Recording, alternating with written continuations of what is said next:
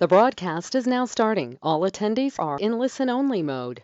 Hello, everybody, and welcome to today's Hackin Cast with Naomi Buckwalter. Super excited about this one today. Naomi, it's awesome to have you back. And as you can see, we have some of our team joining us from San Diego today, which we've been talking about. We're kind of jealous of how fun it looks like they're having.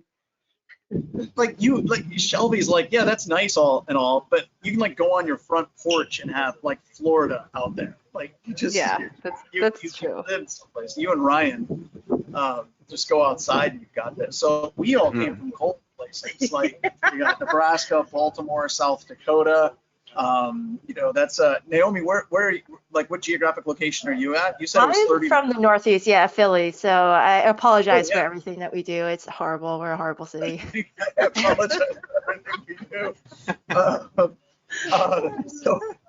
So it's just it's just for those of us that are on the webcast today. This is a nice reprieve. It is. I think so. But we're out here. We're super excited. What did we do yesterday? Yesterday we got a tour of the Midway. Once again, for good reasons. The whole business on the up and up. It wasn't a boondoggle. It's all business. Yes, it was very business-like. I even wore a button-up shirt part of the day.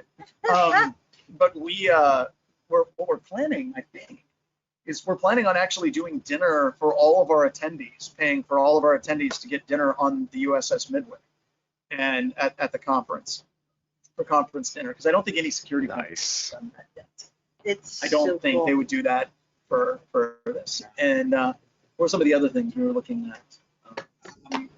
Some AR stuff, augmented reality. Yeah, we're working on some augmented reality. Part of the trip to the Midway was taking photographs and photographs around the harbor area for our augmented reality component of our CTF for the upcoming conference. Yeah. Nice. So he's like taking pictures of the USS Midway, and from my experience doing stuff with the military and like being on Navy ships, part of me is just like, John, stop taking pictures of the ship. You're not supposed to. Oh wait, it's a tourist attraction. But he's like taking pictures of ballots, like in close range, and like getting the textures and everything just right. So it's been a blast. But no, I think we're gonna visit Little Italy and probably look for some restaurants too, and then the Maritime Museum as well. Right across the street. And then this facility, I think, is where we're going to be. And it's a great facility in San Diego, great big huge open area. I don't know how I feel about 1,000 InfoSec geeks that haven't seen sun in decades being poolside all of a sudden. That might be. They've got some umbrellas. They've got some umbrellas, right? We're gonna sell BHIS SPF 1000 for people. There we go. Oh, man. So yeah. So just to clarify for anybody who doesn't know, the reason they're in San Diego right now is because we have a conference coming up in May of 2022. It's the first week. And it's in San Diego, and they're checking out different locations for, like John was saying, the dinner that we're going to have and everything like that. And it seems like you guys are having a ton of fun while you're out there too. So I definitely can't wait to go in May as well. But we also have the tool shed for that is still open, and call for speakers is still open as well. So make sure if you want to come submit any presentation or open source tool. So Naomi, are you going to come down for this one? If it's in Florida and you guys are going to be there by the pool, heck yes. I love Florida. I love me some Florida. No, California. No, pretty much at the point where you have an open. Are you in California? My bad. Yeah, you did say sand something. Yeah. California. Yes. It's the warm if it's in a warm place, yes. You can tell I'm paying attention to you guys. I'm sorry, I'm not. I think at this point you pretty much have an open. My computer's about to die. I don't even think you have to go through the call for paper process. I think Belden's just got like a spot for you. Yeah, she's just. I think you're already confirmed. Oh hell yeah. Sorry. Oh, okay. Yeah, I'm down. I love you guys. You can tell I have all your stickers on the back. I wear your shirts. Try to find someplace out of the sun. Well, I want to be in the sun, but I want my computer in the shade. That's tough. The warmth is great.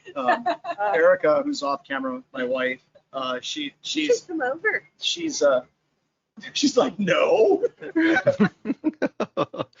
She's the woman behind it, man behind the man Gee, behind the camera. yeah. So, but no, we were just like laying out in the sunlight, like, oh, It's so beautiful so out good.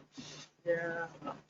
So Naomi, what got you to like do this presentation today on like hiring talent? I've just got to ask, like, what was the catalyst for this? Oh one? man.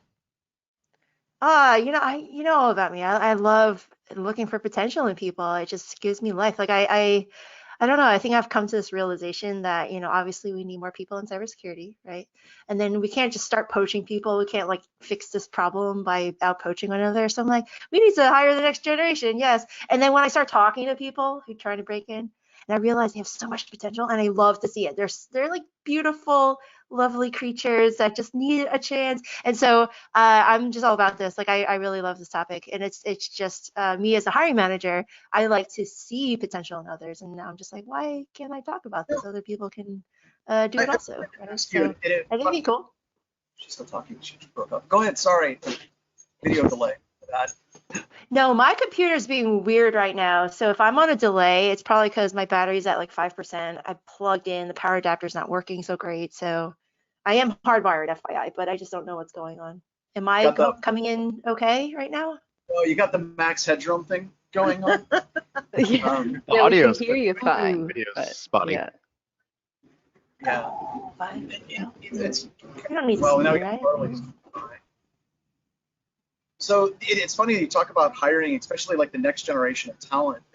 One of the things that we learned just recently is we learned that whenever you're looking at interns in college, we always thought you would intern and then you would send them off into the world and maybe hire them back in a couple of years. But it turns out that with many interns in college, most companies are working with interns and then hiring them directly.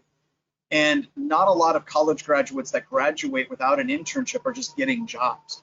So it's changed a lot since when I was young, where you were an intern and then you would go find another job. It's like you're expected to get an internship and that company is almost expected to hire you. And of course, sirens. Wow. But it's just kind of weird how it's changing. And I think that she dropped off to try to work on her computer. I think that you did. So I've been monologuing. I'm still here. I'm just lurking. I'm creeping in the background, but my video, I'm trying to save bandwidth here. Yeah. Now I am That's here. so No, I am not here. Yeah, mine was. I right out of college had an internship, and then it was over. Yeah, that was And it. then I had to look for a job for the next 4 or 5 months. And when I was at Northrop, we expected our interns to go someplace else. Honestly, we Yeah. did. But today, that's not the way that works at all. So we're really trying to work on our interns and really trying to shape our interns to become employees of BHIS and our SOC or anti-cyber training, or whatever it is we're doing.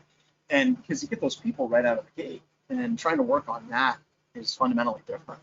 But and I'm sure Naomi. My first job was working at SeaWorld with dolphins. It wasn't an I intern. hardly.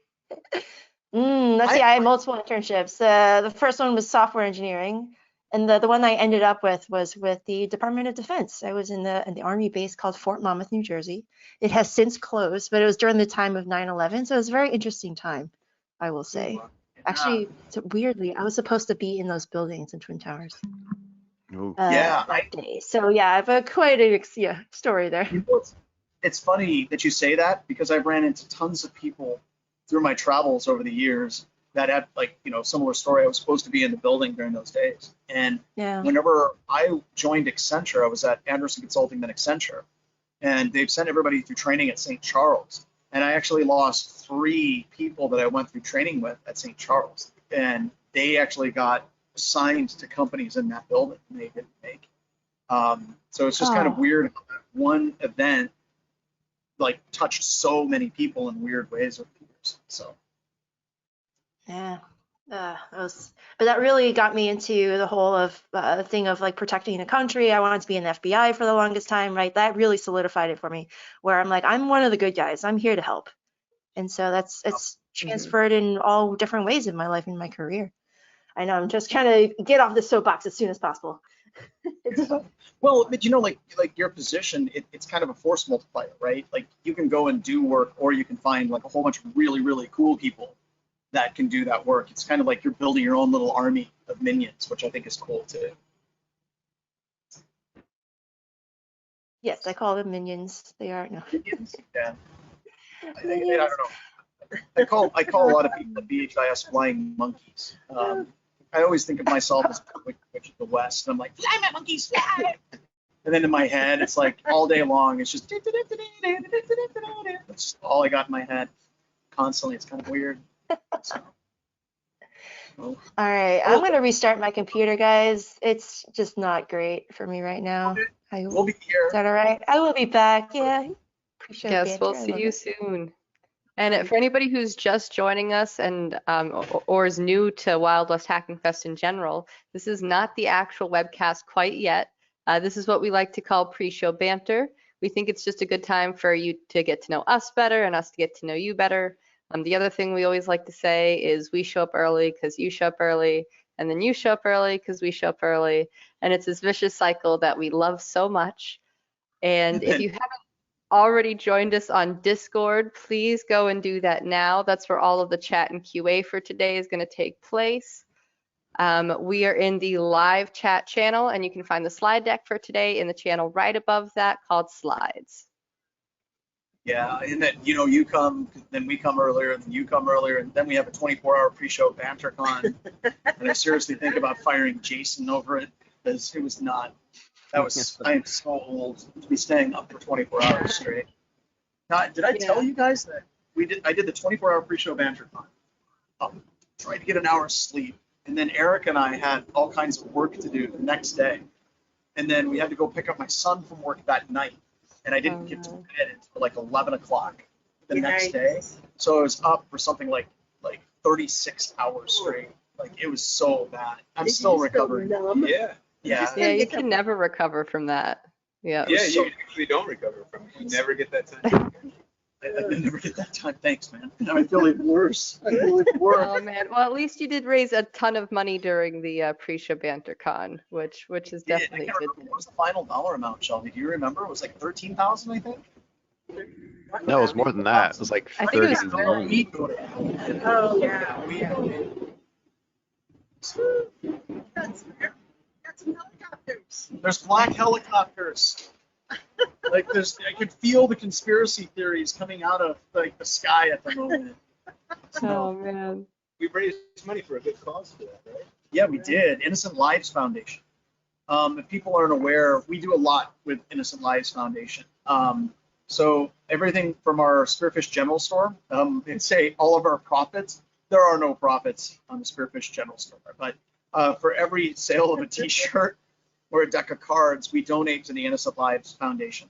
And for that particular 24-hour pre-show banter con, that was all donated to the Innocent Lives Foundation. And I thought there was some more stuff. Oh, we have some of our instructors. You see this training down below, this anti-siphon training.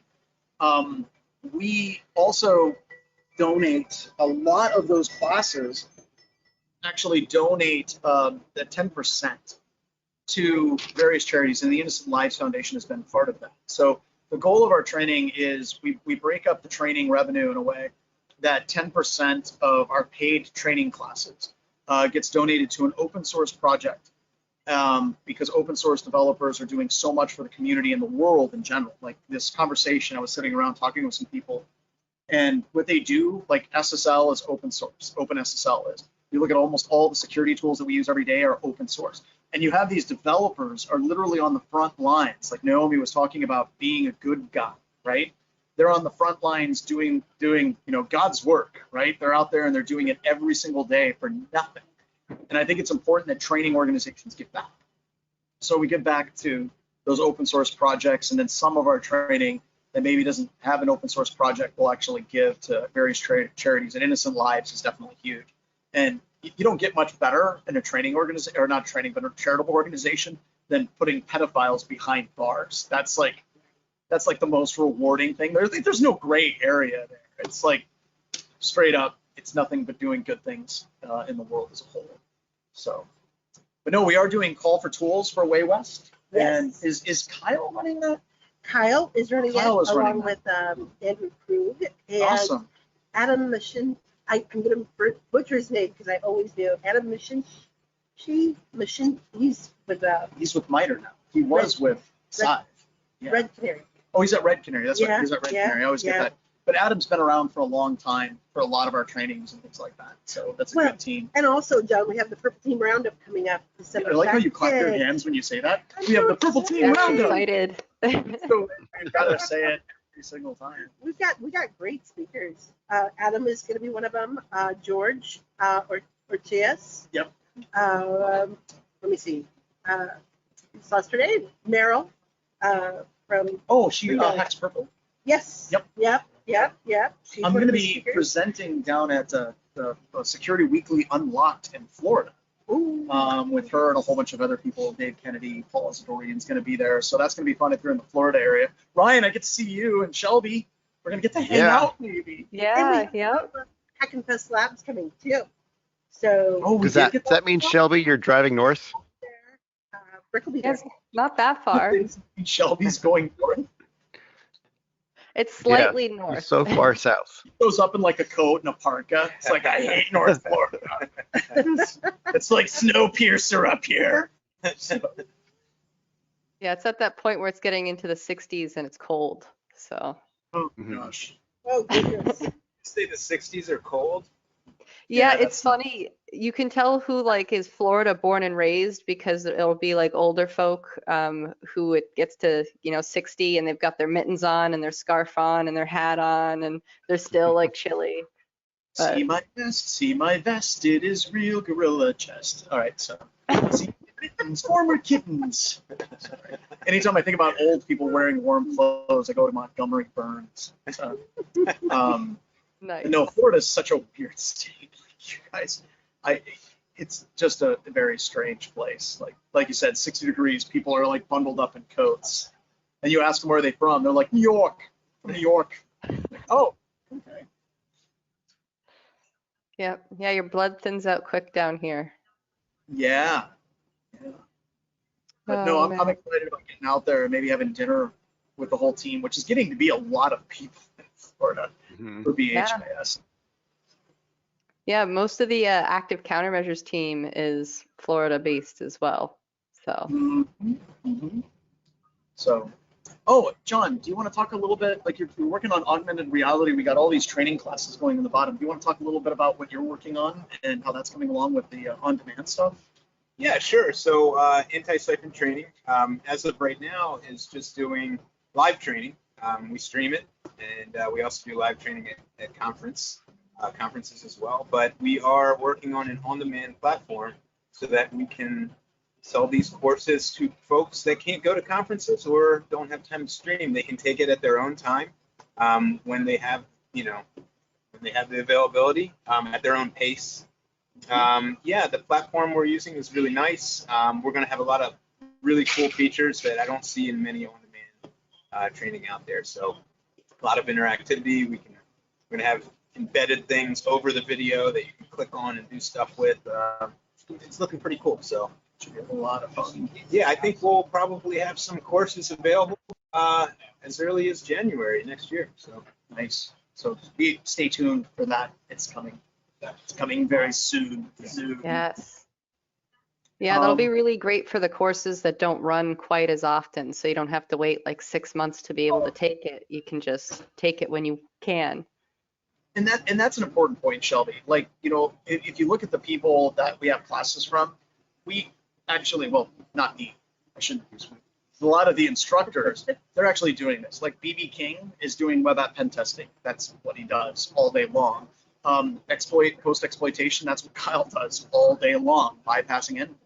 So they have jobs, so they can't just teach all the time. So you're absolutely right. Some of these people, we've had some instructors like, I want to teach once a year, and that's it. But their class is like super cool, so this is a way to make it accessible. So I think that's Yeah. did we get Naomi back, or did she reboot her computer Not and yet. like sucked into like the Tron universe? Yeah, we She's have not not. here yet. Nope, not gotten her back yet. For anybody who's just joining us, this is not the actual presentation yet. This is what we like to call pre-show banter. It's just a time for us to get to know you better, you to get to know us better. We are waiting on Naomi to come back at the moment though, because she was having some computer issues.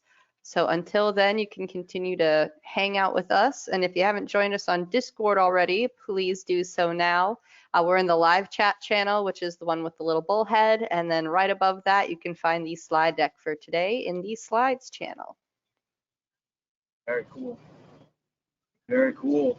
So, well, oh, what are we doing after this? I know that we have this, and are we going over to the Maritime Museum? We're Come gonna up with go- some- Because we're thinking about vouchers, right? Right. For our attendees? Right, we're gonna go over and have some conversations with them. Okay. Take a look at the boats over at Maritime, which are very cool. And a sub. We got a sub. Yeah, Sub's cool. so cool. The So pirate is- ship, cool. Is everything been in like walking distance, or have you guys been getting around? Yeah, that's so cool. And they have those little scooters here too, so you can like run over Bicycle Jordan. rental. Yep. Yeah, the Yeah, ones street. that you connect on the app to and everything, and you just Oh, like yeah. leave wherever. Yep. And as Velda said, there's a place here where you can rent bikes too. You can go around. Nice. And there's a ton to do around here. I feel like I've been to other conferences in San Diego, and a lot of times they'll be over at the Hyatt in that area. And that's nice. It's nice, but there's not much you can walk to around there. There's just food and things to do in every direction. Little Except the Italy. water. Don't go in the Fall water. in the water. Yeah, don't fall in the water. Yeah, so the Maritime Museum, talking about the conference we're planning on doing is, you know, Jason made a joke, like I always say, proudly sucking at capitalism. Erica has a shirt, and he's like, everything we do, does it suck at capitalism? Could it suck a little more? And that's really what we're here, because with our, like, if we can give people vouchers to go to the Maritime Museum as part of the conference, or we can give them dinner on an aircraft carrier, you know, it's basically a way that we can say, oh, here's our profits from this. How can we reduce those and make the conference just that much cooler for everybody? So it becomes, honestly, one of the things I think I'm most proud of since you've joined is we have all these people that are like their favorite conference is Wild West Hacking Fest. Yeah. And I really want people to be like, Way West Hacking Fest is like tippy tail, like right up there with Wild West Hacking Fest, and just kind of make it a destination conference for people. Because years ago, conferences used to be crazy, chaotic events, and like old DEF CON, and there was a lot of negativity there. But what we're trying to do is take all the awesome stuff from those conferences and all the best things that we've seen from various B-sides and ShmooCon and like BrewCon in Europe, and bring that into one single conference and do as many cool things as we can. So we're spending a lot of time today thinking, how can we stick more cool stuff in here? The only thing we're missing is a band. I don't think we've gotten to the point of bringing in bands yet. Yeah, that's. I mean, Dave brought in the Offspring and Vanilla frickin' Ice, who I don't know if you guys were there, but he crushed it. Like Vanilla Ice was letting people up on stage with him while he was rapping.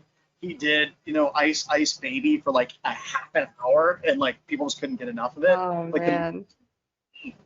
I think we should. Yeah, bands are a good idea. Yeah, I know Oh, Dave. we got Bo.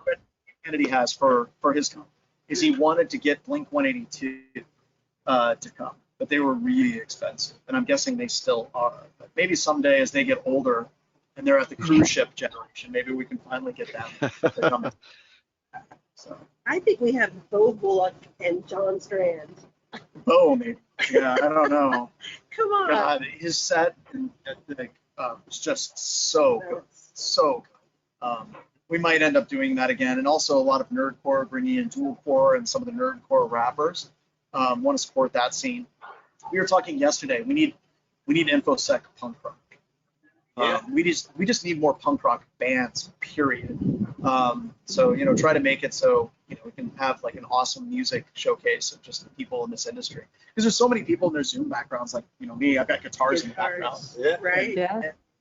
And then the pool here, we might as well do like an open acoustic guitar where we pass around, alcohol and acoustic guitar and just hang out. But, I'm really excited about being here in San Diego. It's gonna be awesome. So amazing.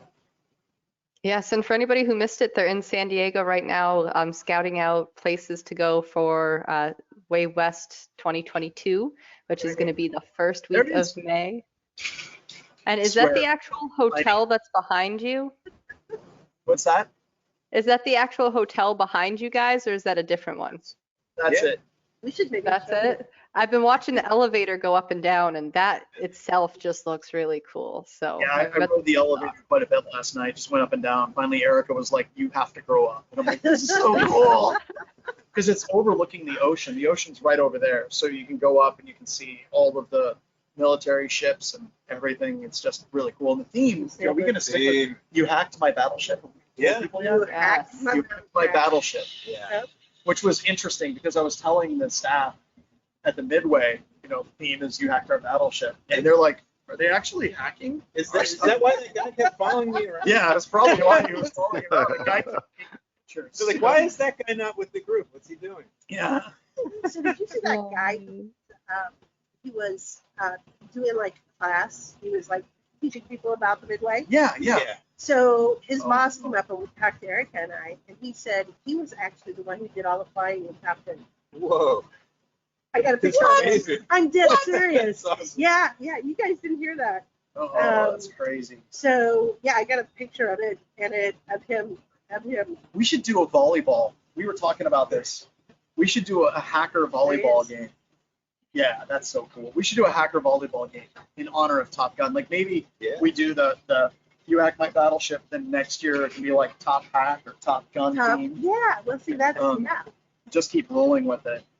And we got to get somebody that can spin a volleyball on their fingertip. That would be way cool. Somebody's got to be that Yes. Val Kilmer character. So yeah, I don't know. We had four main people in Top Gun. The pilot and what was the pilot's Goose. Yeah, what was the co-pilot? Goose was the one who died, and then there was Ice. There was Iceman, but who was the fourth one? This is the one. We know Maverick, Iceman, and Goose. Does anybody know the fourth one? I can't remember. We don't have Discord. This sounds. I don't. Yeah, Does we don't have. We don't have know? Discord. Yeah. Shelby, are people on Discord getting this? They are. Yeah. No one said the nobody- name yet.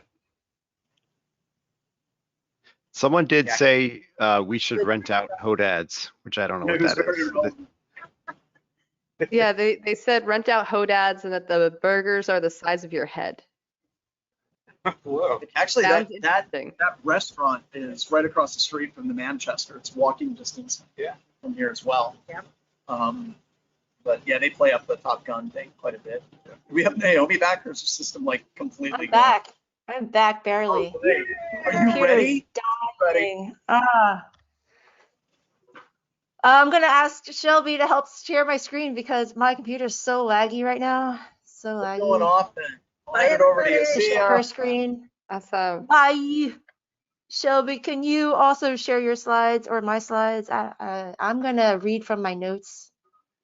Sure, I can definitely do that. You might just need to give All me right. pointers on when to switch to the next slide, but give me 1 second here and we can For get that sure, for sure. going. Okay. Thank you.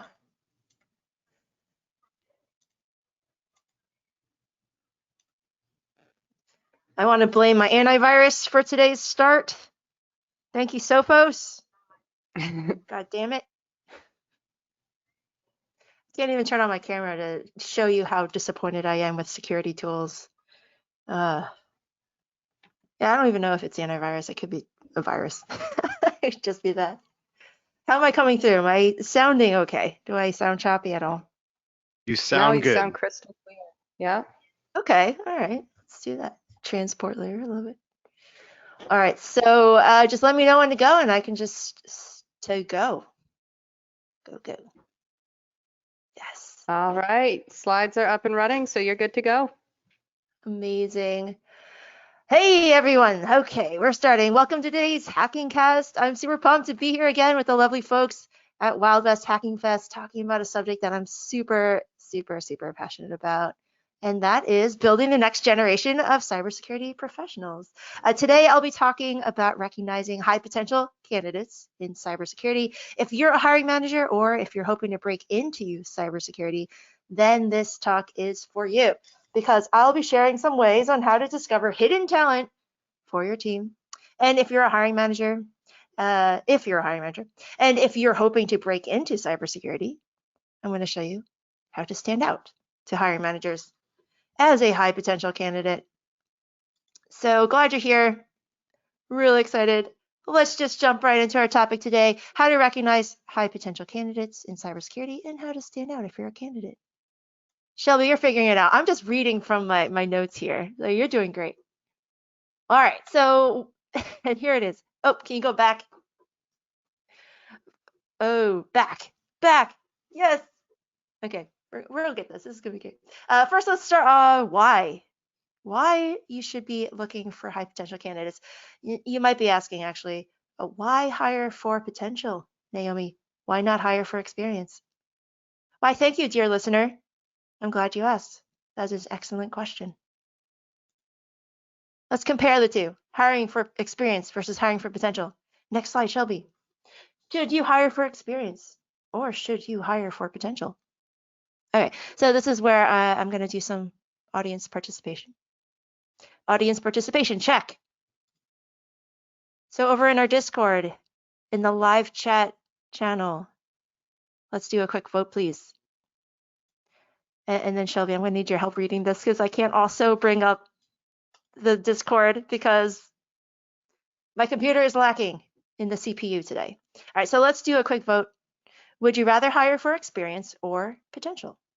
And if you're not a hiring manager, that's okay.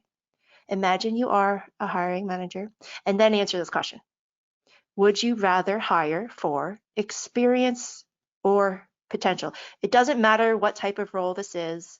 It could be entry level, it could be senior level, but go ahead and type it in either experience or potential in the chat, please. We've got a lot of potentials in both answers. Yes. I like it. I like it. What is the breakdown between potential and experience in both? I said Potential is mostly what we're seeing, and then second runner would be both. Both. Okay, I get that. All right, so great. So a lot of you say you would hire for potential. I would too. That's awesome. I don't think I need to do a ton of convincing here, but here's the twist. Ready for the twist? Presentation twist. Check. All right, here's the next question that I want you to answer. Would you rather work with someone with experience or with potential? Would you rather have someone on your team with experience to do a job, or would you rather have someone with the potential to do that job? So please put your answer in the chat and be honest. I don't know if you're lying, but you know if you're lying, right? Right, experience or potential. Would you rather work with someone that has experience to do the job or potential to do the job? How are we looking now, guys? We're seeing a few come in now. There's a couple who said it kind of depends. Yeah, we're getting a lot of experiences too, more than anything. Aha. Yeah, there we go. My social experience. There's a bit of worked. a delay with the streaming versus chat Discord, so we have to wait a minute for the question to show up. I am happy to wait also. So we're looking more like experience. It's not so easy of an answer, right? Because like it really comes down to like, oh yeah, on paper we want to hire for potential, but then when it comes down to it, right, you want to really work with someone with experience. And why is that? Next slide, Shelby. Because I'll just say it's because we all know this, hiring for experience is easier. It's easier for the hiring manager and it's easier for the team. Well, at least in the short term. Experience means less training, less hand-holding, less mentorship, and less guidance. Experience means efficiency. Well, I like saying that, efficiency. An immediate return on investment, right? Oh, we're business people, we're capitalists. We need to make that money for those big guys. Hiring a candidate with experience to do a certain job guarantees that you've got someone who has done the work and is currently doing the work. And almost as soon as that person joins the team, like I get it. I am super, super tempted to hire for experience all the time. Trust me, I am. Trust me. Next slide, Shelby. But here's the thing. Here's the thing. Even though hiring for experience is easier in the short term, I think hiring for potential is better in the long term. Yes, experience is easier to assess. You have a list of requirements on a job description and you match it up to the person's resume. Check, check, check, check, check. Nothing difficult about hiring for experience at all. However, when you hire for potential, now you have to put in some of the work, right? Because now you have to really dive into who this person is that you're assessing and figure out their ability to adapt to the job that you've posted, adapt to your team, and adapt to your company. So when you hire for potential, what you're actually doing is you're getting to know someone at their most basic level. You're getting to know them at the core of who they actually are, how much curiosity they have, how well they're able to learn new skills and pick up new knowledge and technologies, how well they can apply that knowledge, how well they can take that knowledge and then use it in different situations and scenarios. Hiring for potential is better in the long run because that person that you've hired for potential will be a better fit for the job, will be a better fit for your team, and will be a better fit for your company because you did the work as a hiring manager and you figured out what exactly is great about that person, their drive, their ambition, their ability to learn and to think critically about things, their work ethic, all of those things you figured out because you learned all about them as an individual and all the characteristics and nuances that make them an amazing person and a team member. And you didn't just hire a walking, talking two-dimensional resume that can do a job because they've done that job. You hired a multidimensional, deeply complex, fully fleshed out human that has the energy, enthusiasm, ambition, and fire in their belly to prove that they can do a better job than someone who is just looking to make more money doing the same job at a different company. And we all know this. Next slide, Shelby. So if you still don't believe me, or you're still on the fence, I love this meme. There are some other ones that are like not safe for work. I wasn't too sure how like not safe for work Black Hills is, so I kept it safe. You still don't believe me, or you're still on the fence about potential being better than experience. Think about it this way. It really just comes down to like one thing. And you might have heard this before. Next slide, Shelby. Everything in cybersecurity can be learned. I'll say that again. Everything in cybersecurity can be learned. And if you think that it can't be learned, or there are some things that are so difficult in cybersecurity that only very highly intelligent or special people can learn it, then I ask you to take a look at yourself and ask yourself if you really think that's true. I mean it, like take a look at yourself, really take a look at yourself. I'm sure you're super intelligent, dear listener, but are you that much more intelligent than everyone else? Are you really that special? Do you have some special gift that you and only you and everyone else in cybersecurity, by the way, have? In which really, when you count the number of cybersecurity professionals, it numbers in the hundreds of thousands around the world. We can't all be that much more intelligent than everyone else, can we? I mean, don't get me wrong, I like the idea of being smarter or more intelligent than everyone else who isn't in cybersecurity, who doesn't want to think that. But honestly, I don't think we are. Because everything in cybersecurity can be learned. And we did learn it, didn't we? Someone taught it to us, or wrote a book that we read, or made an online course. Shout out Black Hills, Information Security. Or we watched a video someone else put together, or we used a framework that someone else put together, right? Or made a system that we played in that someone else made. We didn't just wake up one day and know all of the stuff that we know. We didn't just wake up and start doing cybersecurity. We learned it through hard work, sweat, and sometimes tears. In my case, I might have cried a couple times. Next slide, please. So hire for potential. Hire someone who has the ability to do the job, not just someone with experience doing the job. Because remember, you were hired for your potential once. You also didn't have experience, but you were hired anyway. Someone saw the potential in you.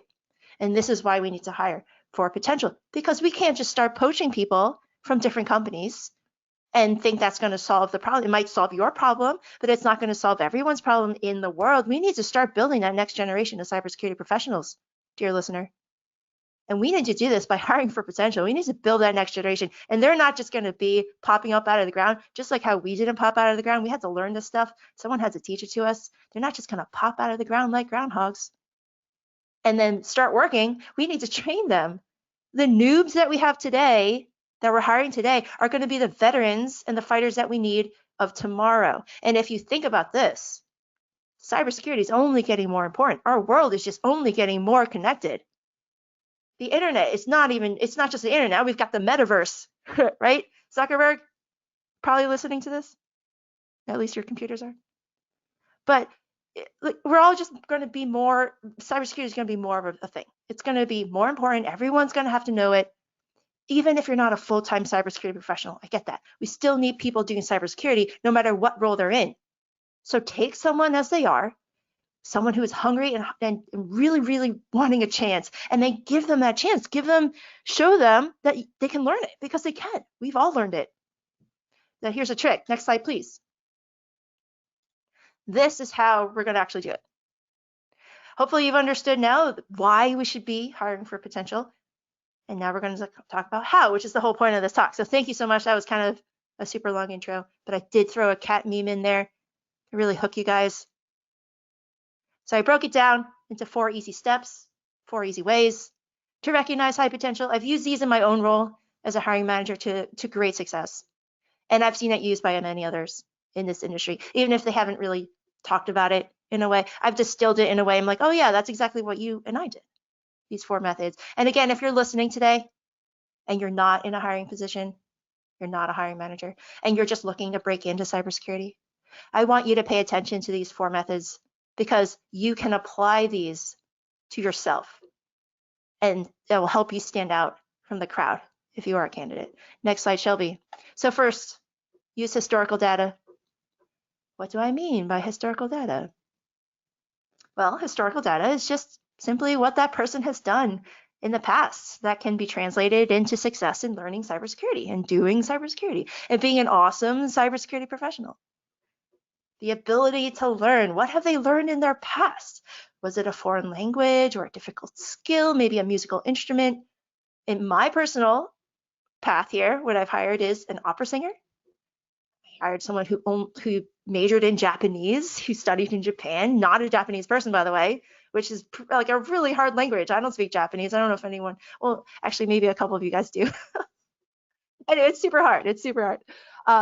Someone just joined my team yesterday, start date yesterday. He just came from like a local coffee shop. He's a barista before this, right? Customer service. I know he's got customer service because he has it because he worked in a coffee shop, right? These are the kind of things that I look for. And he was a physics major of all things, working in a coffee shop. I won't talk about physics majors. I love my physics majors. All right, so ability to learn. How did they learn that skill? What steps did they take? What resources did they use? How did they find those resources, right? These are the things that you want to tease out in your interview process that you're asking your candidates. Show me something that you've learned in your past. It might not be cybersecurity at all. It could just be something that they've learned because they were curious about it or they really wanted to get better at it. And here's what they did. They studied every day, or they talked to people and they learned from teachers and they did all these different things, right? This is what it takes in cybersecurity. It's the same skill. It's the same trait, that curiosity, that thirst for learning, that thirst for knowledge. What are they intensely curious about?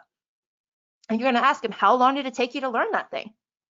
Was it a short amount of time? Was it a long amount of time? Did you go all out for 2 weeks? Heads down, locked yourself in a room, didn't eat anything but pizza and peed in a water bottle, whatever it is. Or did they take their time over the course of a few years to learn this stuff, right? What kind of things translate into a great cybersecurity professional on your team that they've already done? And I think you should know this, but past performance is a great predictor of future success. So if you can show that in the past they've done something similar, might not be cybersecurity related, but it is still something that they learned and they threw themselves all in to freaking learn that thing. Like, yeah, get that. That's amazing. That's an amazing skill to have. Are they curious? Are they driven? Do they have thirst for knowledge? What are they curious about, right? What did they do to satisfy that curiosity? And did their eyes light up when they talked about it? You guys can't see my eyes right now, but I'm like super into this. My body language right now, I'm just like, but if you could see my eyes, they're like really lit up too. But did their eyes light up when they talked about this? Like, that's the stuff that really drives people. It goes to their core need of doing something interesting, having a challenge, and having an importance in life that makes a difference. I think that's a lot of the reason why people are in cybersecurity. It's one, for the challenge, and then two, really for the money. But a close third after a challenge and money really is like, it's just fun. It's just freaking fun, you know? Historical data, another thing I do want to say about this, self-awareness, a really, really big one. Do they know what they don't know? Do they know about themselves? Do they know what they like? Do they know what they want to be? Can they tell you a story about how they got to your interview room and how are they in front of you right now talking about themselves? These are all the things that you need to tease out in your interview process using historical data as a predictor of future success, right? Are they a person of high integrity, which is extremely important, by the way, in cybersecurity? You want someone who is like super, super, super high integrity. So ask some questions about that, right? Be like, tell me about a time when you had to make a difficult decision where you were asked to do something that wasn't, morally the best. And tell me how you actually made a decision and what drove you to that decision. And then, like, what did you do? What was the consequence of that? How did you deal with the fallout, right? So those are the kind of things that you want to ask for. Past behavior predicts future success. One thing I will say, another thing, be aware of Dunning-Kruger effect. This is like a huge thing, especially in the entry-level roles. Dunning-Kruger, if you guys don't know, is basically the phenomenon of someone thinking they know more than they actually know, but because they actually don't know what they need to know in order to know what they don't know. And that's very confusing. Dunning-Kruger, just essentially, it's like the opposite of imposter syndrome. So someone who's super, super confident, right? Like the entry-level person who's like, oh yeah, I know everything about everything. Right? You want to be careful about that. Like, especially as candidates, you don't want to actually know everything. Ask any expert in cybersecurity or anybody who says they might be an expert, right? They'll actually just say, oh, I don't know everything. There's definitely too much to know out there. It's constantly changing. There's no way I know everything, right? I'm more aware of it now because the more I've been in cybersecurity, again, I've been doing this for over 20 years. I know there's so much shit out there that I don't know. Oh, there I go cursing again. Sorry, guys. There's so much shit out there that I don't know. I already know I don't know it. So I don't even pretend to know it. I'm just like, yeah, I don't know that. I'm just going to ask a question. I'm just going to Google it. I'm going to use a framework or a protocol. Like, I'm just going to use someone else's work. I'm going to stand on their giant shoulders. Right. So be aware of Dunning-Kruger, only because in the entry level roles, especially, you don't want somebody who's super, super confident, right? Because they really shouldn't be. They should be self-aware enough to know that there's something out there that they don't know. And so if you're a candidate and you're listening to this, you're looking to move into cybersecurity, or maybe you're trying to get a change in a career or whatever, always have a growth mindset. Be aware that you don't know everything. And that's okay. That's okay. If you don't know everything, that's actually a good thing. You are upfront and transparent about what you don't know. And you say, this is how I've learned things in the past. These are the things that I've done and that was really difficult and complex to learn. And here's my study habits. And here's the things that I did, right, to get better at it. That 10,000 hours of practicing, now I'm really, really good, right? And you could say, these are all the complex things. Cybersecurity is the same way.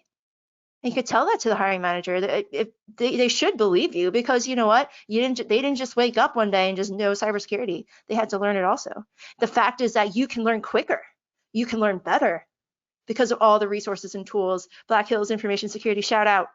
All those online courses, those are the things that are available to you now as candidates that we didn't have 10, 20 years ago, right? So learning is a lot easier. Learning is a lot faster. You learn a lot better now. And we're supposed to be that way. We've evolved as an industry. So as a candidate, have that growth mindset. Be aware of who you are and what you know and what you don't know. Have that high integrity. Be super, super curious, and have that, and be good at talking about yourself. I think that's another one. I know there's a lot there. Next slide, Shelby. All right, 2. Now this one's really more for the hiring manager here. but I don't really know how to put this in a succinct way. But as a hiring manager, you really have to understand the role, right? And if you are a hiring manager and you don't have the technical experience of doing cybersecurity, that's going to be a lot harder for you. I would say you're going to have to rely on your technical folks to help tease this out, but really understand what you're hiring for, define what you're really looking for with an emphasis on potential, not direct experience, since you know that hard skills can be learned, right? We already went through that, the why, but define what the role is, what the measurable objectives will be. Define very clearly the direct responsibilities of this role, the outcomes, and the goals. Put it on paper, literally write it down. You shouldn't just have this like, oh, they are generally the owner of the cloud architecture, security architecture, whatever. Like, you don't want to be all fluffy about that. You want to say, here's what they'll do in the first 30, 60, 90 days. Here's how we're going to measure their success. And here's the resources and the help that we're going to give them, right? Like, write it all down and then communicate that out with all the stakeholders. So like, say I just hired for a cloud security engineer. I got my stakeholders involved. I got my SREs involved, my site reliability engineer. That entire team helped me out with the interview process. I talked to the SRE manager, the director of platform. I talked to all those guys, and they were guys, unfortunately, all the guys. And we understood what the role was going to be like, what that person would be doing, how we'd be measuring their success. And then for hiring managers here, once you've defined the role, you really want to know who has the final say on who gets hired, because sometimes it's actually not the hiring manager. Sometimes it's like on paper it's a hiring manager, but really it's like the boss of the boss of the boss or whatever. So in this case, if you are listening to this, and that might be your situation, try to win the hearts and minds of the person who is making the ultimate decision. Because I know politics, and I know red tape, and I know company stuff. I've been in those companies, trust me, where you need to like the buy-in of the buy-in of the buy-in for the boss's boss's boss. But win their hearts and minds, have a conversation with them. Say, this is the reason why we need to hire the next generation, is because we're losing the war on cybercrime. We don't have enough people. We don't have enough people doing security. We need more defenders, and here's how we're going to do it. We're going to hire someone with potential. Here's somebody great with potential, and here's the reason why they have high potential. And then you tell them, I would like to hire this person. And once they understand why we should be hiring for potential, they're going to be all in also. They're going to be like, okay, great. Yeah, let's hire an intern. That's awesome. Right? Let's hire that entry-level person. Oh, yeah, let's do it. Get them motivated, dear listener. So hiring managers, I also want to take a look at this. Think about this. You want to define the personality traits, aka soft skills, air quotes. Soft skills, human skills, people skills. Define their personality on paper again. What would a successful team member act like? How would they think? How would they interact? How would they document even, right? Like, one of the soft skills, critically overlooked sometimes, is the ability to communicate. How well do they write? How well do they speak? Can they tell stories? Can they build empathy, right? Like, all these kind of things we don't really assess too well in cybersecurity. Things you should be looking for: adaptability, the ability to learn quickly and thoroughly, people who are not afraid of change, not afraid of a challenge. All these things make a successful cybersecurity professional. You are not afraid of a challenge if you're in cyber. So again, looking at past behaviors as a predictor of future success, you want to ask them, what kind of challenges have you overcome in your life? Like, I know some really awesome cybersecurity professionals who have just like the shittiest upbringing. Sorry for my French again, but they had like the shittiest upbringing, right? And they overcame that. They came out with this level of grit and this like just ability to get through the hardest shit in their life. And now they're just better for it, right? And they've been able to apply that grittiness and that resiliency to their role as a cybersecurity professional. And they just kill it, man. They do so good. That's the kind of stuff we need in cyber. Adaptability, ability to learn quickly and thoroughly, not afraid of change, not afraid of challenge as a soft skill. And one thing here, don't rely on culture fit if your company culture is not clearly defined. I will say this again, don't rely on culture fit if your company culture is weakly or not defined at all. So in my company, I'm at Beam Technologies. We do dental insurance technology, which is fun, insurance technology. And we also do IoT, which is cool. But we have a clearly defined values or culture fit. We call them grit or grit values: growth, resiliency, initiative, tenacity, and team first. And every single person in our company was tested on these using a standard set of questions. Every single one of us. And we go over these core values every single all hands meeting, every single month, right? And it is grounded into us because we know how important it is to our company. But if your company isn't like that and you guys don't have culture values and you're kind of just like, yeah, we've got these words that we put on the wall, but we don't really talk about them. We don't really assess for them, right? Like, you don't have culture values. Come on, you don't have core values. And so when you start interviewing for culture fit, when you don't have solid corporate culture values, you're never going to find diversity. You're never going to have anyone that isn't like you. You're just going to hire people who are just like you because you think culture fit is you, which is wrong. Okay. Thirdly, for our hiring managers, have a repeatable process. Be consistent. Make it the same experience for every candidate. That way you can compare apples to apples and oranges to oranges and bananas and all the other fruits. Have the same people in every interview for every candidate. This is important. I know it's a little harder, especially if you're a small shop, but it can happen as long as you make it happen. You can make it happen. Anything can happen. You want the same people interviewing all the candidates. You want to have the same questions for every candidate. You want to require the interviewers to provide immediate feedback. So after the interview, the information is fresh. You don't want to wait a weekend. You want to use a scorecard or a grading rubric to objectively assess your candidates against an objective set of criteria. All these things you can do. There's nothing stopping you right now. If you're just hiring somebody based off your gut feeling and you're not using an objective standard set of measurable grading criteria, then you're not doing it right. I will just say your gut instinct. I know some people are probably like, I've done this hundreds of times, thousands of times. I have hired pretty well. Like, have you? Like, really think about this. Are those people still at your company, or did they leave? Like, what was the end game with those people? Did they stay? Did you grow them? Did you give them an awesome onboarding experience and an awesome career at your company, or did they leave within 10 months? Right? Stay away from discriminatory questions, I will say, as a hiring manager. You do only want to ask the questions that are directly related to the role. I will just say that once. And for candidates, if you're listening, if you're trying to break into cybersecurity, here's what you're going to do. You're going to understand the role that you're applying for, what your direct responsibilities would be, what your outcomes and goals would be. Talk to other people in the industry doing that role currently. Ask them what their day-to-day is, what their responsibilities are, what it takes to be successful, et cetera, what their success is measured on. Talk to people in the company that you're hoping to join. Get to know what their interview process is like and who you'd be working with. See if you can talk to someone on the team, because remember, interviewing is a two-way street. A lot of people forget this, but you are interviewing the company as much as the company is interviewing you. You want to make sure you're a great fit on that team. Understand the role, understand the company, understand the team, understand the manager that you'd be working for. And really, really, really, if it's not a great fit, that's totally fine. You're not begging for a job. There's plenty of jobs out there. Don't just take whatever job they give you. Don't let them treat you that way. You deserve way more as a candidate. Interview them as much as they interview you, all right? 3, next slide, please. Ask better questions.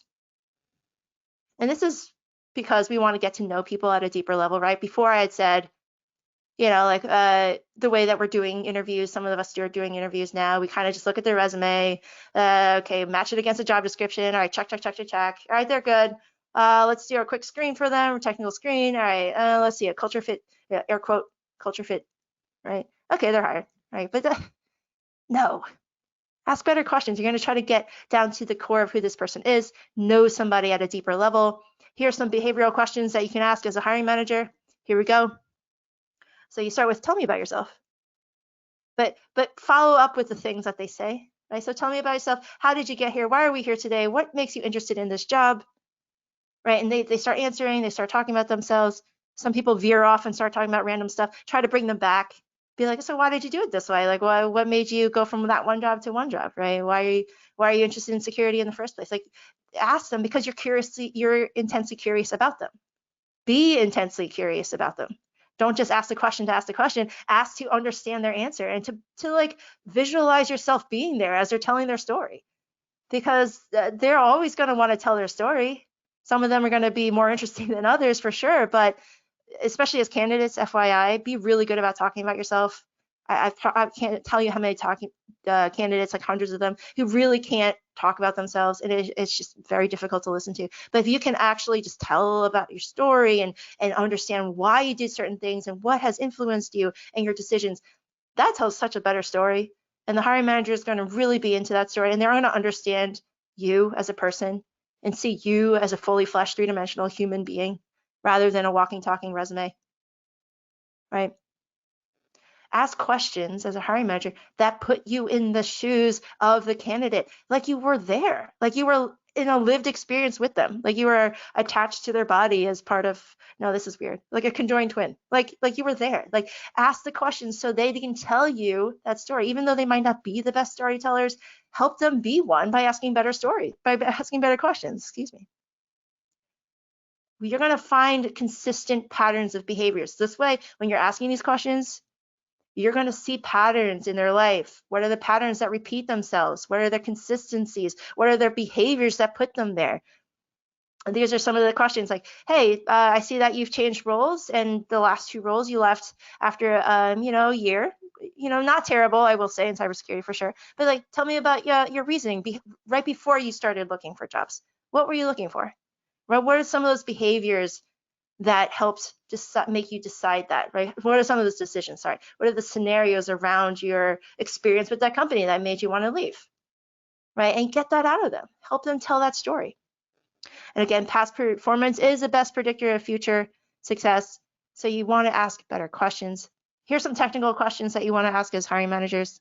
Please don't ask cybersecurity trivia. I've had so many interviews where I'm the candidate and the hiring manager is literally like, what port is SSH?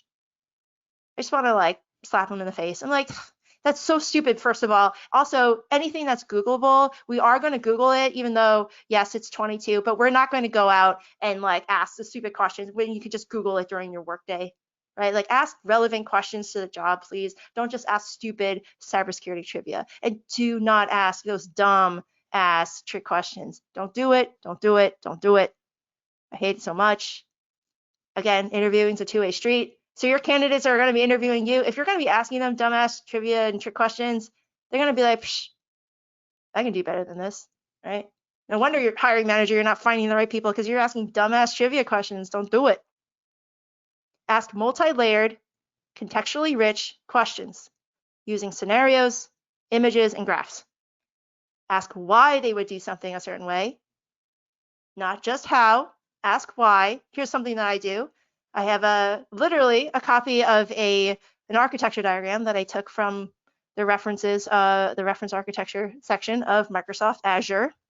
And it's literally like a 3-tier architecture with a web server, an app server, and like a database backend. Right? And then I show them like, where are the security controls that I'm missing from this, right? And if the candidate can actually tell me what security controls might be missing, that's awesome. And the more detail they can give me, the better. And again, it's not something I just made up. It's literally a reference architecture diagram that I found on the internet in Azure's reference in their docs. So you can just go to Amazon. If you're on AWS, it's great. Go to Amazon. They got a great reference architecture section. You find one of their documents and take one of the reference architectures and say, hey, what security controls are missing from this document? And explain to me not only how you would add these in, but why. Ask why, not just how. I love those images and graphs questions. Those are really fun. Do take-home projects. I like this too. Don't just do those technical interview questions with the trick questions and stuff like that. That doesn't help. You want to do take-home projects because it gives them time to like work in their own environment at their own speed. If you send them the grading criteria and along with the take-home project, it helps them understand what you're looking for. For example, I did a cloud security engineer project where I sent home instructions. And I said, log into your AWS using programmatic access. Awesome. And here's some things I want you to do. Set up a honeypot. Set up these inbound rules at the gateway. And do all these other things, right? It's not that hard. And then using only Terraform. And I know it's not a super coding heavy role, but you know what? Guess what? when I referenced the actual honeypot, it's called teapot. The actual Terraform was actually in the pages, the GitHub pages. So all you had to do was read my instructions to figure out that the solution was there all along. You didn't actually have to code anything. You just had to like tweak some of the variables. That's what I wanted from that person, all the people that I interviewed for that. And I'll tell you what, out of the 75 people who applied, 0 of them got through because problems. It wasn't until I had to go through a recruiter until I found the right person. But I'll just tell you what, that was soul breaking. All right. So have peers do technical interviews and the project reviews. This is what I like the most. You as a hiring manager really shouldn't be doing the technical interview. You should have somebody who is very, very technical doing these interviews. Of course, if you're like a tech lead, that's something different. But generally, as a cybersecurity hiring manager, you're not going to do as much technical stuff day to day, unfortunately. I know I miss it. But you're going to be doing strategy also. So leave it to your technical folks to do the technical interviews, please. Another idea you can use is to work through a project together. So like the Cloud Security Engineer project, you can actually just go online with them and work through it together. Ask them to explain to you how they would do something, not hands-on keyboard. They don't actually have to do it right there, but ask them, be like, hey, what are your steps here? What would you do? And then work with them. Like, why would you do it that way? Again, ask why, not just how. Ask why would you do that? And have you thought about something else doing it this way, whatever.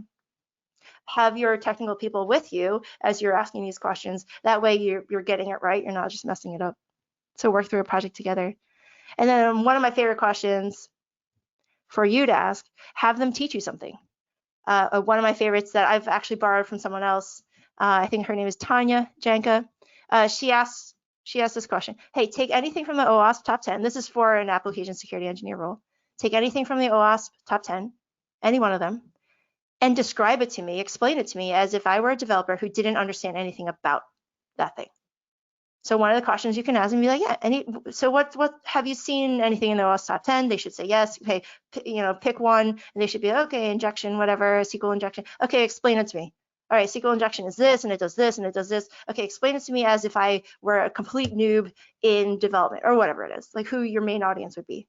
Help me understand why it's important, what the exploit is, how someone could attack us, what kind of data they could extract from us, what damage could it do, what's the impact to the business. Like, ask these questions. Don't just be like, what's SQL injection? That's not a good question. Ask better questions. All right, and candidates, remember, interviewing is a two-way street. So that way you're going to find out who the manager's like, what's the team like, how well do you fit on that team. But if the manager's doing the right thing, they're asking these multi-layer contextually rich questions, you should be able to tell them what you know through your ability to think critically about certain situations, through problems, how you would solve something. These are the things that would make you a great candidate because you have also thought about how you would do something, not just why. And why you would do something, not just how. Okay. Next one, please. Almost done here. Last one. This one's a huge one. A lot of hiring managers don't really get this, but you should look within your own company for your talent. I hired 2 people already, just in my current company. I've only been here since January. I already hired 2 people that I poached from other teams. Yay me.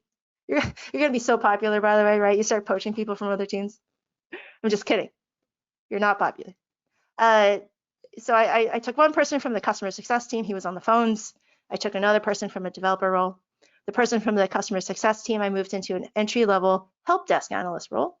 And for the developer, I moved him into a mid-senior application security engineer role. I gave them training, hooked them up with mentors, told them to do all this learning, right? Set them up with a training plan, very, very formal, gave them some money. I sent the application security engineer guy over to SANS training for a week, right? We paid for that. That's the kind of stuff that they need. They can't just go ahead and do this. I told them, for the next 60 days, all you're doing is learning. That is your only job, right? And after the end of it, I expect you to know this, this, and this, and this. And here's what we're going to do after it. Here's are your projects, right? Help me build an application security program. And that's the kind of stuff we're doing with this person. With the help desk person, same thing. Here's your learning budget. Here's your learning plan. Here's a mentor that you're going to do. Here's some podcasts you're going to listen to. Here's your entire next 30, 60, 90 days. And here's what we're going to do. right? He's now moved on. He actually just got promoted. So he's doing bigger and better things. And my AppSec engineer doing bigger and better things just because they were supported, they're given the autonomy to learn and the accountability, right? Like I needed them to learn this because we have a need for that role. And hiring managers, really great way. If you're looking within your company, here's a way to tease out who might be good. You want to build a security champions program. This is a really, really easy trick here. Just say, hey, I know my security team's really small. Would you like to help me do security at this company? Would you like to be an advocate for security and be our eyes and ears and help be part of the team, even though you're on a different team person? Be a champion for us. Like advocate for good information security. That's what we need in this company anyway. Again, security is everyone's responsibility. So you get your developers, you get your finance people, you get your HR team. They're all into it, right? They all know security is their responsibility. They advocate for good information security on their team. That's what you want in a security champions program. And you get people throughout the company doing security. And guess what? That is your perfect candidate pool for you right there, guys and ladies. You got your perfect candidate pool because they're already understanding the importance of information security. They already know their company inside out. They already fit well with your corporate values if you have them, right? You just take them, you say, hey, I have an opening on my team now. It looks like you're really interested in security. Why don't you come join my team? Right? That's the kind of stuff, super easy to do. You can do that right now. $0 in your budget, guys. It takes $0 to build a security champions program. I mean, you can buy some swag for them, but it really does take $0 to get people and be like, yeah, I raised my hand. I'm going to go into your security champions program. Yeah, let's meet. Let's talk. Let's talk about how I can be a better advocate for security on my team, no matter what role I'm in. And it doesn't just take the foot soldiers in the company. It could be the leaders too. Be like, hey, can I have somebody on your leadership team to be an advocate for security? I would really love to build a partnership and a relationship with your team across the org to talk about security and how we can be better partners and enable the business. Again, information security is about enabling the business and risk management. So how can I help you, other company person? How can I help you do your job better? And here's how you can help me. Okay, and role sharing. Here's another easy way. So if you can't build a security champions program or you think it's too hard, why don't you just borrow somebody? Just be like, hey, I noticed this one person, he seems pretty interested in security. He mentioned security, that he's learning cybersecurity on his own. Why don't I just borrow that person for a while? Let's do some role sharing. Temporarily borrow from other teams and be like, hey, we're going to have a job swapping program. We have this at Beam. Let's have a job swapping program within the engineering teams. All right, I'm going to take you for 3 to 6 months, and then this other person's going to join your team. So you switch. Right, and this is actually a good thing because a lot of people end up rotating through your doors. You're going to teach them security. You're going to show them why security is important. And then they're going to go back to their team and they're going to be like, hey, that was a really cool experience.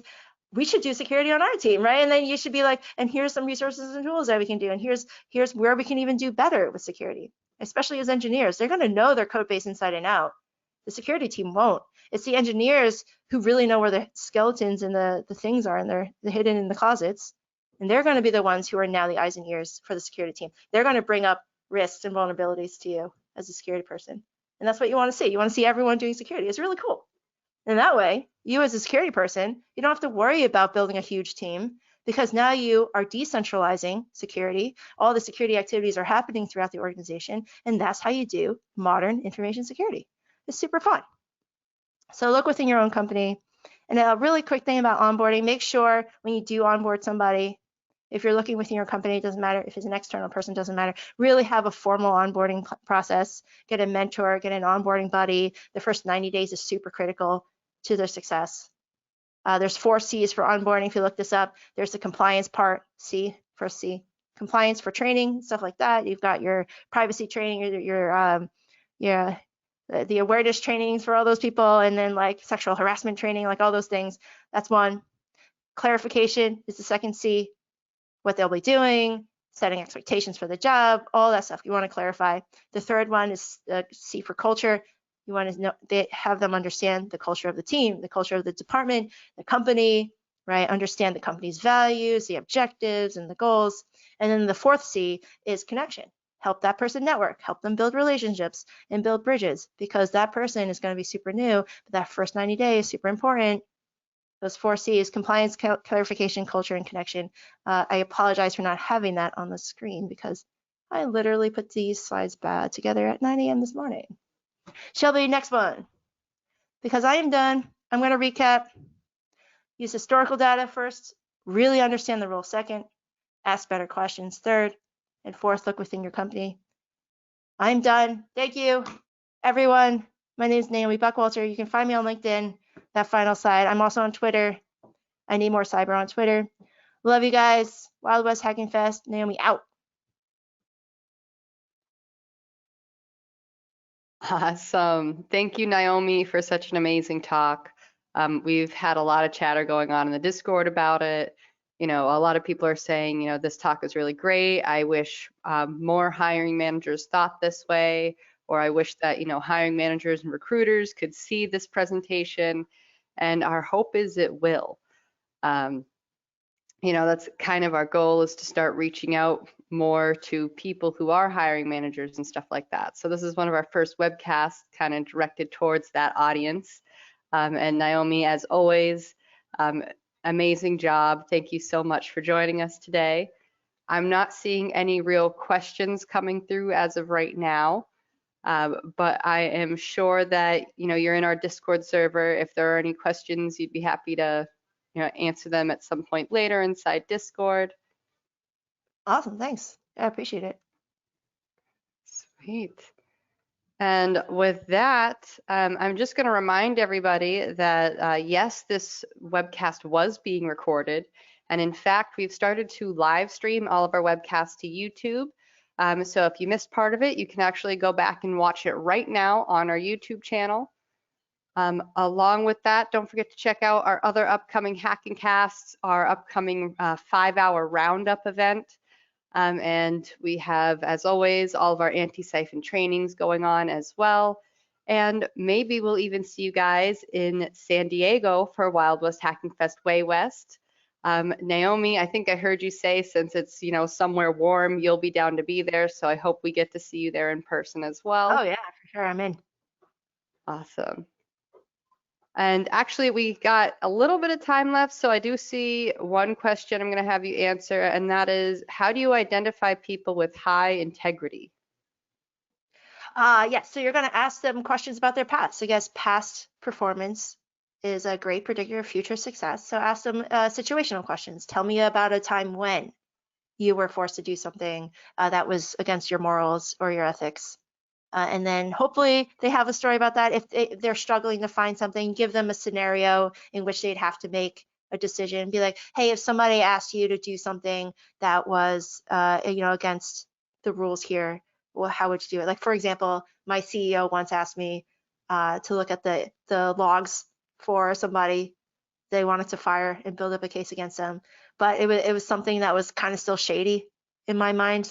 So I explained to them, the CEO was like, you know, I can get the information for you. However, I'm going to say this. This doesn't make me feel great, right? Even though it's my job here. And I'll tell you, I don't think anyone did anything wrong here. So I gave them my opinion about the matter, even though I had to do the job. So it was one of those things. It's still operating in the gray a little bit. But tell them, have them explain to you why they did a certain thing a certain way. That'll help. Awesome. And there is one more question that I saw get bumped a few times, so I want to make sure we cover it. It's kind of a combo of 2 questions actually that I'm going to do. So it's, how can transitioning veterans or stay-at-home moms wanting to return to the workforce break into civilian cybersecurity? Ooh, yeah. First of all, there's tons of resources out there. Josh Mason, Cybersecurity Supply Drop. He's a really good resource there. There's plenty of other, I would say, more experts. Again, I don't want to do a Dunning-Kruger here and just tell you how you do that. So as a veteran, there's Boots to Books. Who does that one? I forget his name now. Boots to Books, Cybersecurity Supply Drop, and there's one more that's pretty well named out there. Do you know, Shelby? I do not know. But they cater directly to veterans, and there's also that the program. See, I'm telling you, I'm not an expert. There's a program for veterans for transitioning members. There's companies that have programs. that work with veterans. And so you, before your transition is officially up, your term of services are officially up, they actually have you in the company working with them. So you're still in the military and at the same time getting paid as like an intern or whatever they have there. I know Lowe's is one of them. One of my friends, John Dela Cruz, successfully transitioned from the Air Force, moved over to Lowe's full time. So yeah, they have those programs for working moms and working dads transitioning back. I will just say it's hard. You're going to be fighting against a lot of younger folks and a lot of biases, but just show the hiring managers how hungry you are for this industry and all the things that you've done. Past performance is a predictor of future success, and then tell them why and show them why and what you've done to get yourself there, and be like, and here's how hungry I am, right? Like, and show them. Awesome. And someone named Kdo Potato wanted to share a Discord server for vets and wasn't sure if they were allowed to because, you know, it's not one of our sister companies. Please do so. We really appreciate any type of resources you have for the community. Feel free to share them into our Discord server, especially if they're free resources. So yeah, we're all about sharing stuff here. Like, don't hoard information. Yeah. Black Hills is awesome for that. Yeah, you guys have the pay what you can, like that. I love that. We should have that more, right? Like, why are we charging? I have so many things to say. So, you know, why are we charging so much money to learn things where it should be free? I think learning should be free. Yeah, so for anybody who doesn't know, one of our sister companies is Anti-Siphon Training, and we offer a select group of our courses, our Pay What You Can. So it's for people who are starting out in the industry, need something entry level, and don't have a company they're working for who can pay for their education yet. So a lot of the classes are 25 to, you know, the 120 or 495, whatever. But yeah, they start at a pay scale of either $0 or $25. So. Wow, that's the way it should be. It should be that. Yes. Yeah. Yes. As John likes to say, we suck at capitalism. So we are all about helping the community as much as we can. Yeah. What's that thing? Like, what's the difference between $1 billion and $1 million? What's the difference? It's about $1 billion. Yeah. Yeah, it's quite a big difference. Yeah, like, don't try to win capitalism. There's no point. Right. So yeah, anyway. Thanks for having me, guys. I know if there are any other questions, hit me up. I'm on LinkedIn and Twitter. I will say I'm more active on LinkedIn for sure. Twitter is a little harder for me to get into, but yeah, I love the Twitterverse for sure. Awesome. Yeah, it's great to see everyone again. Sweet. Thank you again, Naomi. It's always fun to have you on. And like I said, hopefully I will see you in San Diego for Wild West Hacking Fest Way West. Cool. I'm there. See you guys. All right. And thank you everybody for joining us today. Hopefully we will see you in another upcoming webcast. Have a good one. Bye.